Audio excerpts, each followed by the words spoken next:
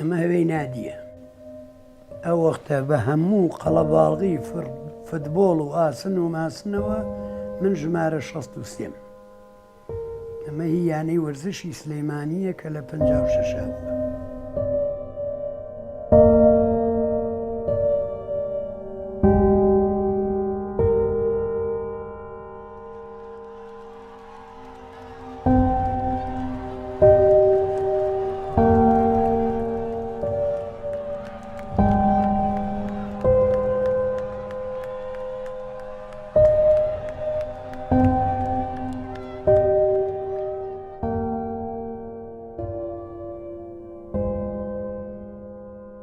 یاریکەرەکان ئێمە بە تۆپی پەڕۆ و بە میزەڵان فێری فوتبۆڵ بووین. ئێمە کە یاریمانەکرد لە پێشە نەمو دەڕیبمانە بوو، نەفێرکەرمان هیچمان نەبوو، خۆمان بە حەزی خۆمان حەزمان لێکردبوو. ئەگەر ڕاین و تیپێکی چاک دروستکەین بۆ نادی ئەچوین بۆ تیپی ئەزمر کە سێرمان کرد. تیپی ئەزمر یاریکەری چاکی تایە، فایقی تایە، سوور ڕەزاقی تایە، عوسمانی شێمحەمەد، معتەسەم فەتحی، عوسمانی جەمالی عەلی باپیر، ئەمانە لەو تیپا بوو. هێنامان نا زۆریان لە یاریکەرانی سلێمانی، یاری زانانی سلێمانی هی تیپی ئەزمر بوو کە زۆریان لێ وەکتمان کاکە هەمووتان وەرن، هەموویمان کردن بە ئەندام لە یانەی وەرزشی سلێمانی. یانەی وەرزشی سلێمانی ساڵی 1956 دروست بوو. ئەو یانە نەبوو لە سلێمانیا، بەس تیپە بوو، لە تیپەکان دروست کرا. تیپی ئەزمر کە تیپی ئێمە بوو، ئەمکن یعنی حسەیەکی زۆرمان هەبوو لە تیپی یانەی وەرزشی سلێمانیا. یعنی ئەوانەی کەوا لەلای ئێمە بوون، قالە ڕەش بوو، بەڕەحمە بێ گۆرچی بوو، من و ڕەزاقی برام بووین، هەردووکمان دیپاع بووین. کەمالە سوورێکە بوو، خوا عەفوی کە ئەویش مردووە، ئەوە شوبه بوو. ئەمانە لە تیپی ئەزمەر بوون. تیپەکانی کەش هەندێک کەس وەکو مامۆستا یاسین بەڕەحمە بێت لە تیپی ئاکۆ بوو، لە تیپی خەبات بوو ماوەیەک، وەکو ئەحمەی کاکە حەمە بوو، حەمەی فەتاح بوو، شێخ تاالب بوو، شەوکەتی حاجی عەلی بوو، حاجی برایمی برای بوو، مەلا قایر بوو، ڕەفعەتی مەلا بوو. ئەمانە تیپەکە بوو، کەمال سەلیم بوو. ئەمانە زۆریان ئێستا مردوون، بە کەلیمە پێیان وترا سپۆرت.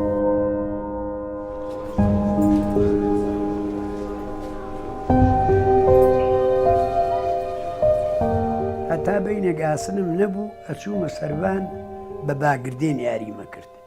جا باگردنی ئەو وەختەش تەختە بوو، هەموو جۆرە یاریەشی پێەکرا. ئەنجا قوربان وردە وردەدەی هەر لە ماڵان و لە ملاو لەولا ئەمان کرد. باشەوە الحاصڵ اسماعیل پاڵەوان ناوی دەرکرد، بردمیان بۆ لای ساڵە عەلی. ساڵە عەلیک موفەتیشی مەعاریف ناوی وەرگرتم و تەوقەی لەگەڵا کردم و الحاصل جەماعەتێکی 6 کەسی کۆبووینەوە. ئەنجا هەوڵی جێگایە بین کە بیکەین بە نادی. لەسەر کارێ جێگایەکمان گرت فاشل بوو. ئەنجا هاتی نەهین پشتی خانەقا ماڵی جەمال حەکیم بوو. ئاسنەکانیشمان چۆن بوو؟ لەم گەراجی ئەسحابە سپێڕ و کراوە بوو، بەڕاستی ئەچووین ئاسنمانە دزی. فلاوین و کرامی لە ئەنگوو ناوی ئەوەیە. کونی ئاسنیش ئەمەنە بێ قەزا بێت، شەفتیش ئەمەنە. لەگەڵ ئەو ئاسنەمان بەرزە کردەوە و گوش دەنگوڵین تاق تاق تاق، چونکە ئەوە نەبوو.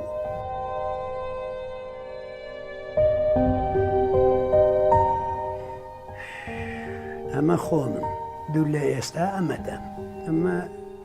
کوڕی وەسام حەدیدی تەنەکە چییە؟ عومەر.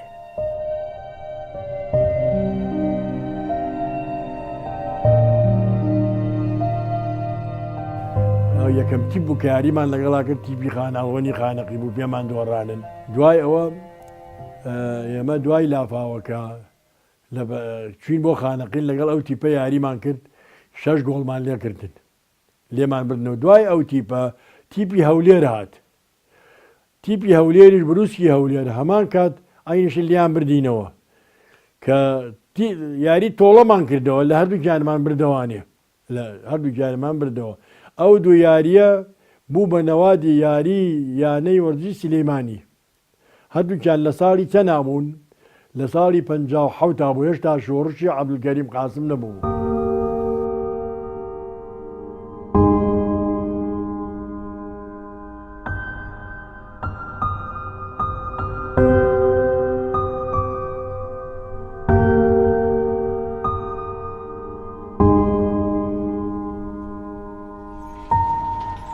تیپی جەزایر هات بۆ عێراق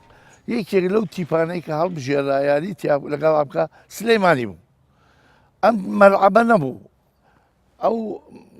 یاریگای دووەم بوو لەو دیوەوە بوو لە دیوی ئەو دیوە ئەو مدەڕەجەوە بوو. لەوێ زستان بوو مانگی شوبات بوو زستان بوو بەفرە باری عەرزەکە زوقم بوو قوڕی بوو لەبەرەوە یەک دوو دەوڵەمەندی سلەیمانی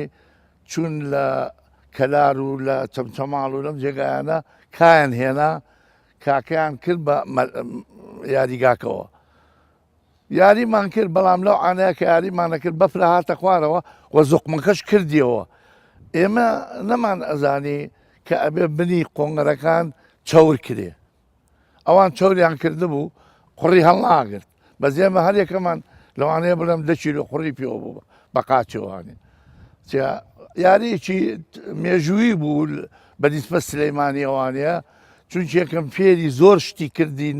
کە ئێمە لەسەری بڕۆین. دوانی تیا بوو متەخەبی فەرەنسا بوون کە یەن ئەیانەوێت لەگەڵ عێراق یاری بکەن کەسنە عێراقەوە لە بەغا کۆبوونەوەکەن لەگەڵ ئیتیحادی تۆپی پێی عێراقی ناوی سلێمانی دەڵێن تیپێکی باشیە لەوێ لەگەڵ ئەوانیش بیکە لەگەڵ ئەو تیپانەی کە یاریان لەگەڵا کرد وەکو من لە یادم بێ لەگەڵ بەسرە یاریان کرد لەگەڵ کەرکووک یاریان کرد لەگەڵ سلێمانی یاریان کرد لەگەڵ تیپی ئەهلی بەغدا یاریان کرد لە هەمیانیان بردەوە عەلاکولین یارێکی خۆشمان کرد بەو جۆرە هەر چۆنێ بە یاریمان کرد دوو ئافتایمەکە تەواو بوو ئەوان ساحەکان پێ باش بوو ئێمە ئەگەر ساحەکە ڕێک و پێک بواە بەو شێوەیە لیان نەبردینەوە بەڵام ئێمە گۆڵێکمان هەر کرد لەگەڵ ئەوانە. ئەمە خۆمم 120 کیلۆ ئاسن لەسەر قاچم و بەرزیەکەمەوە ئەمانە ئەوانە فێرکەریان من فێریانەکەم لەبەرەوە ئیدارەمان بۆ نەئەکرا ڕۆژێ بە ساڵە عەلیم گوتم ساڵ هەفەنی لەگەڵ عەلی ئەحمەی تەها ئیجازەیەکەم بۆ دەربێنە ئەچین بۆ دەربەنی خان لەوێ دیعاە بکەن بڵێن پاڵەوان هاتوون و شاخیان وایە و باڵیان وایە ئەمە مەقسەمان چی و مەقسەمان پارەکە بوو وەڵا خوا هەڵناگرێ قاردیلان ئەویش هات کە ئەو وەختە فیرقەی هینیان پێبوو شیش کەبابیان پێبوو وەڵا کاکە هاتینەوە و لە دەربەنی خان و بەشی 12مان کرێمان هەنیەوە بەرشکانن لەسەر سنگ چکە جەماعەتم پێبوو ئەم ئاسنەی کە ئەیخەنە ئەم چی من تۆیە لە دەست ئاڵانەوە لە دوایەوە ئاسنگەری لەسەر سەر بە دەستگایەکی قورسەوە ئەو شتانەی کە قورس بووە نەبێ بەشتی عاید بە خۆم بووە یاریم تەوزیع کرد وەرە تۆ ئەوە بکە ئەحەیمی نەمێتوو هەبوو ئەوە ئەحمە ئەمین بەحریان پێبوو بەسەر تەلا ڕۆشت ئەمبەر بۆ ئەو بەر تەنەفتان بۆی نەکرد بە سەریا ڕۆشت هەر یەکەی واجبێکمان نانێ و کوتم ڕەحیم یەک شتم بۆ تۆ داناوە یا ڕەبی خوا ئافویکە تم بۆیە ئەو ئیشەشم بۆ دانایی مەخسەمەوەیە چۆرێکەم و ڕزگارمان بێ لە دەستێ کوتی هەچێکە ئەیکەم بەخوایەتی خوا قەستم ئەگەر ئەو خۆی منە قیف شووڕی ئەوم نییە خر من خۆم پێم کردووە شتەکە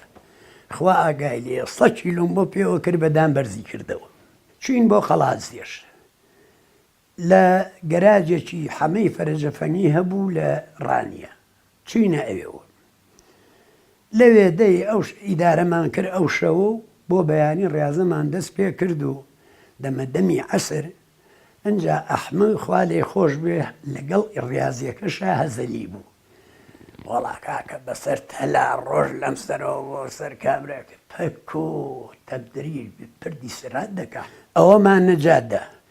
سەرەی یاری دوو هەمێتی بەردێکی گەورەمان هانی لەسەر سنگی بیکە دەی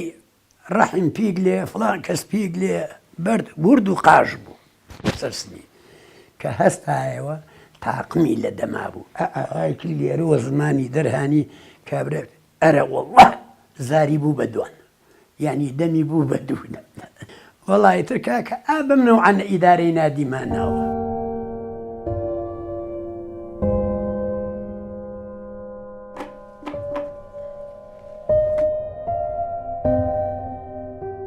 ئێمە لە سلێمانی کە کاتێک کاتە بووم بە مدەریب بووم بە ئەندامی لیژنەی پێشمەرگەی ناوشار برادێکمان لەگەڵا بوو جەلیلی ڕەحمەتی پیاوێکی ئازا پیاوێکی تێکۆشەر ئەو یەکێ بوو لەو کەسانی کە لە مزگەوتی گەرەوە تەقەی لە زعیم سدیق کرد ئەوە دوایی کە ناوی ئەزانن ڕاکاتێ دەبێ بە پێشمەرگە لە دەرەوە شەهید کرا پیاوێکی پاڵەوان و پیاوێکی ئازا ئەوە یەکێکە لەو شەهیدانە دوایەوەوە یاسینی ڕەحمەتی و حەمە بۆر و ئەنوەری دارتاش و سمایلی بلێ بەلووا ئەمانە یاریکەریش بوون و لە ئیدارا بوون و ئەمانەش لە شەهیدانی وەرزش حسابە کرێ جەمالی عەلی باپیر ئەو قارەمانە ئەویش هەر لە دەرەوە بۆەویش حسابە کرێ کەمالی سەلیم بە کەمال سەلیم ئەویش یاریکەرێکی تێکۆشەر بووە و لە پێشمەرگەشە پێشمەرگێکی بەتوانا بووە ئەویش هەر شەهید بووە لەو یاریکەرانە ئەوانێ معتەسەم فەتحی پێشمەرگەی ناوشار بووە ئەویش یاریکەرێکی چاک بوو ئەو بوو کە گۆڵەکەی کرد لە شۆرتەی بەغا ئەویش یەکێکە لە شەهیدەکانمان ئیتر تەبی ئەگەر بە وردی دابنیشین ناوەکانیان بەیان بکەین ئەوانەی یاریکەری شەهید حساب بکەین باشترە وەک لە یاریکەری پێشمە ئەوەی کە یاریکەر بوون و شەهید کراون.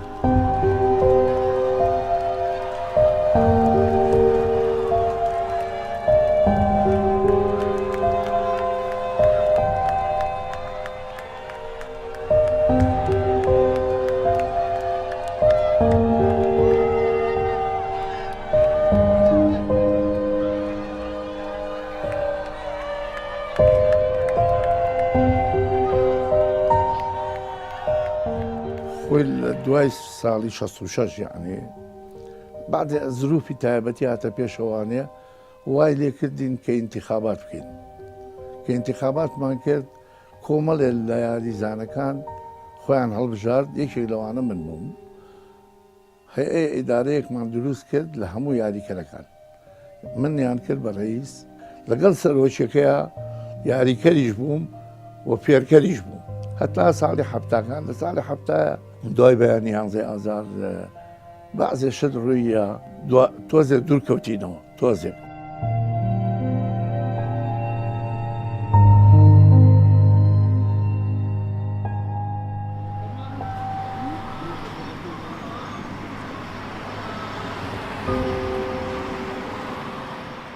کە لە مەرخانەکە کە لەوێ نەماین لێرەمانگر بە ئیجارە ماوەیەک دوور و درێژ لێرا بووین لێمە لە 63 هاتی نێرە دوای 63 من تەجەولەکە بووی تر هاتی نێرە دوایەمان بەجێ سەرۆکی یانەی وەرزش کاکفایق بوو پایەکی قەسام لێرە سەرۆکی نانێکە بوو دوای ئەوە چوینە سەر جادەی مەولەوی لەوێ گواستمانەوە چوینە گازینۆکەی عەقاری لە گازینۆی عەقاری ماوەیەک ماینەوە جێگەکەمان سەقڵەت بوو باش نەبوو دوایی چوینە مەلعەبەکە لە مەلعەبەکە سێ چوار ژووریان ناینێ لە ساحەیەکی باسکە هەبوو لێرە لە لای ساحەکە ماینەوە هەتا توانیمان ئەو ئەرزە پیا بکەین کە یانەکەمان تیا دروست کرد لای سزنەکەەوە بە جوودی خەڵق بە جوودی برادەران بە جوودی هەموو لایەک یعنی حتا خەڵقی هەولێر مشارەکەیان کرد لە پارەیە توانیمان ئەو یانەیە دروستکەین لەوێ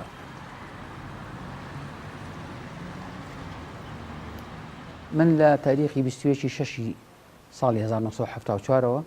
پەیوەندیم کە دەبیانی بەشی سلێمانیەوە واتە ئەو بۆ ماوەی 43 ساڵە من ئەندام ملمیانەیە بەبێ بچڕاندن بەردەوام وەرزشم تیا کردووە هەروەکو هەموو مناڵیشی ئەم شارە بە حکومی کە ماڵەکەشمان لە گەڕشی ماڵکەنی هەر بەرامبەر یانی بەشی سلێمانی بوو تامان پێشەوە واسکەمنی ئەو یانی سلێمانی کە لە گەڕشی مەڵکەنی بوو ئەوە بە عەمەلە شەعبی دروست کرا ئێمە مناڵ بین لە مەکتەبی بێخۆت یادی بەخێر هەر شڵاتە من درێژە بێ مامۆستا سەلاحەدین ئیسامەدین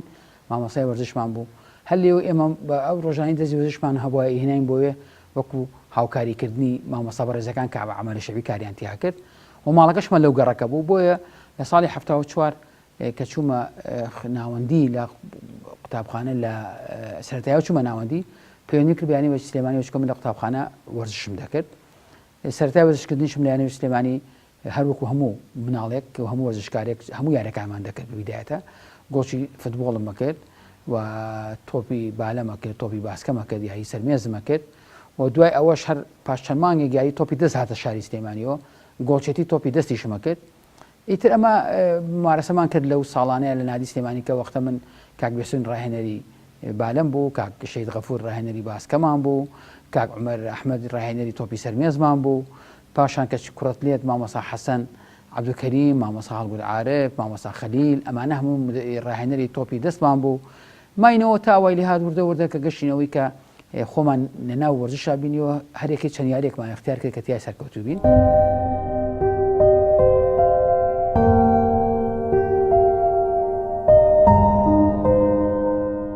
ڕفیقەکانم کە باسیەکەن لە ساڵی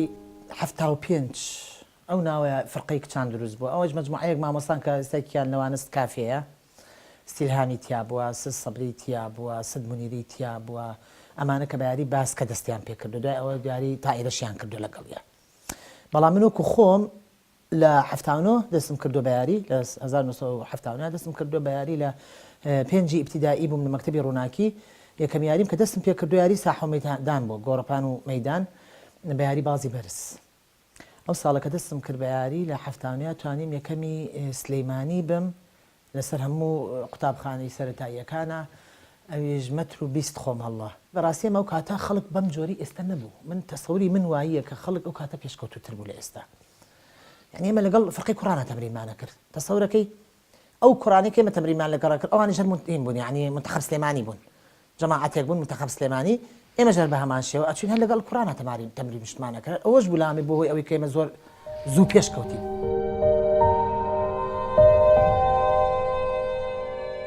لە 86 من بە فعلی یاریزان بووم لەو یانەی هەتا ساڵی 2000 دانەبراوم وەک یاریزان ئەمە یەکەم هەویەمە کە لە نادی سلێمانی بۆیان دەرهێنام تاوان زۆر دڵم بەم هەویە خۆش بچووکە یەکەم جارم بوو هەویە بخەمە جانتامەوە بەڕاستی نادی سلێمانی ئەو کاتە هەویەمان هەبوو ساڵی ئەمە 86 ئەو کاتەش فرقەی کچانمان تیپی بالەمان هەبوو باسکەمان هەبوو تۆپی دەستمان هەبوو من لە یاری بالە و باسکا زیاتر ئەو یاریان ئەو دوو یاریەمە کرد بە بەردەوامی لەیانی سلێمانی یاریمانە کرد لای کە ئێستا پارکی دایکە ساحەکە مەکشوف بوو ئەو قەراغی دیوار و سەربان و چواردەوری ماڵوی سەربانی ماڵەکان و قەراغی دیوارەکان هەمووی خەڵک دانیشت بوو ئەوە نە قەرەباڵغ بوو جمهور ئەهاو بۆ سەیری ئەو یاریانە ئەنی تەسەور ناکرد جمهوری ئەوسا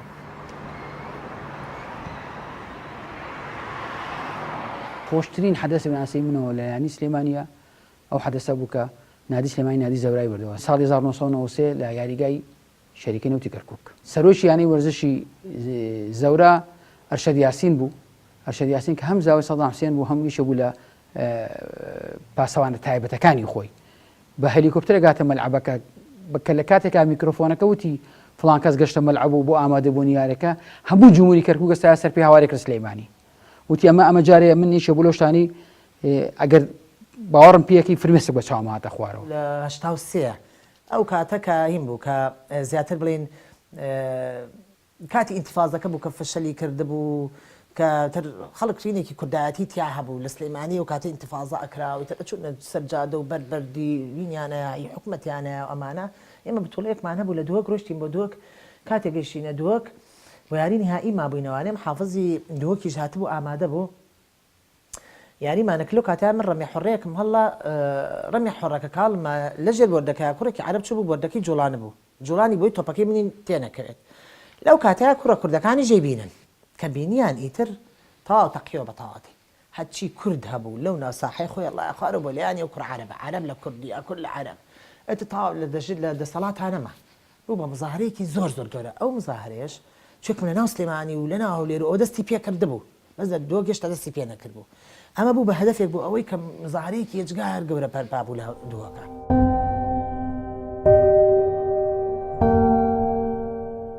خۆشترین یادەوەریم ساڵی هەشتا یەکەمی عێراق بووین لە بتوولەی بالەی تازە پێگەیشتوان خۆشترین کاتم بوو چونکە باشترین نەتیجەمان هێنا یەکەمی عێراق بووین تقریبن دەبۆ 12 یانێ عێراق بەشداریان کرد لەو بتوولە لە شاری هەولێر ئەنجامیرا ئێمە یەکەم بووین لەو پاڵەوانێتیە. ئەمە تیپی بالەی یانی وەرزشی سلێمانیە ساڵی هەشتا کە کاک بەختیار ڕاهێنەر بوو بەڕاستی جێدەستی دیار بوو کاک بەختیاری چەندین نەتیجەی باشی هێنا ئەم یاریزانانە سد ڕێزان گوڵشەن سد نەجووە لەو بتوولە سد نەجۆ باشترین یاریکەر هەڵبژێرا ئەوەش خۆمم سد گوڵاڵە سەبیحە کاڵێ ئەمەیان وەبزام کوێستان ئەمەش خۆشی. ئەم پاڵەوانێتی ساڵی هەشتا کە کرا لە شاری هەولێر کرایەکەمی عێراق بووین ژمارە هەشتم لە بەرای لە یارێکە و ئێستش کچەکەم یاریزانی باسکەی هەمان ژمارە لە بەرەکە ژمارە هەشت و لە کە خۆم دەسم کرد بێکەم جار بە وەرزش لە یانی سلێمانی دەسم پێ کرد کچەکەشم هەر لە هەمانیانە دەستی کرد بە وەرزش.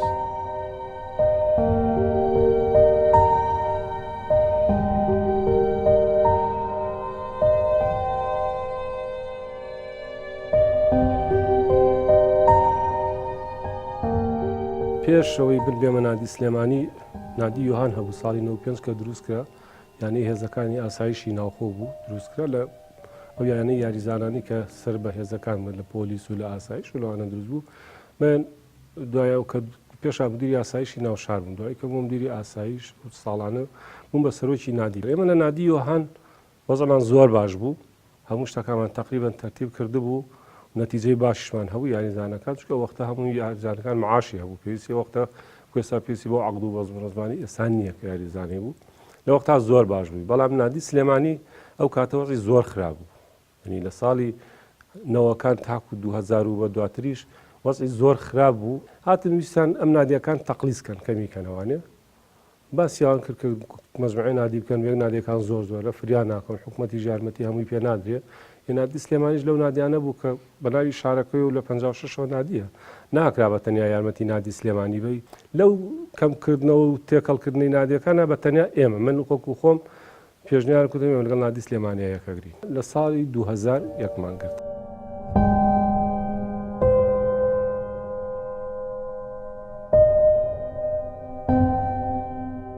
نادی سلێمانی هیچێک لە باشەکانیەوە بوو کە لە تێن سا دایمە نەتیجەکانی باش بوو ئەنی لەو ساڵانە هەموو ساڵەکان یەکەم بوو یەکەمی عێراق بوو بەشداری کاسی عەرەبی کرد و بەشداری کاسی ئاسیایی کرد و جارێکیش بەشداری کاسی عالەمیان کردووە ئەوانە نەتیجەی زۆر باش بوو و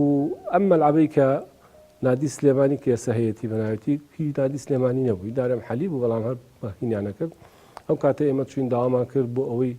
مەلعەبی سلێمانی بخرێتە سەر نادی سلێمانی ئیتر وەکو مڵک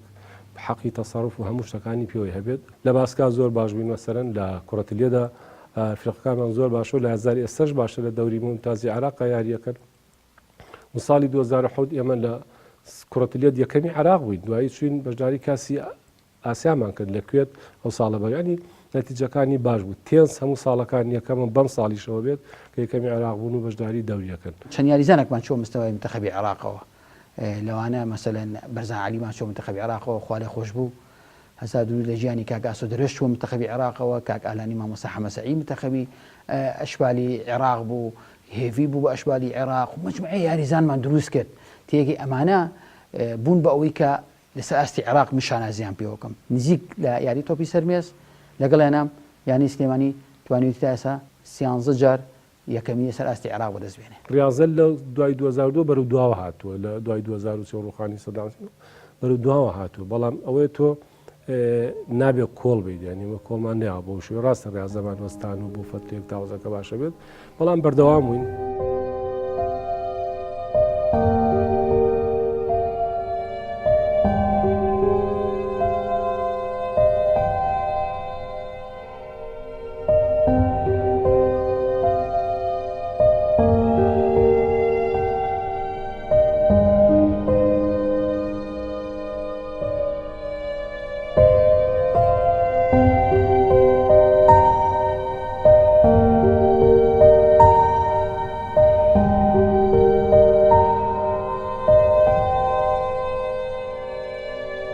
بێ.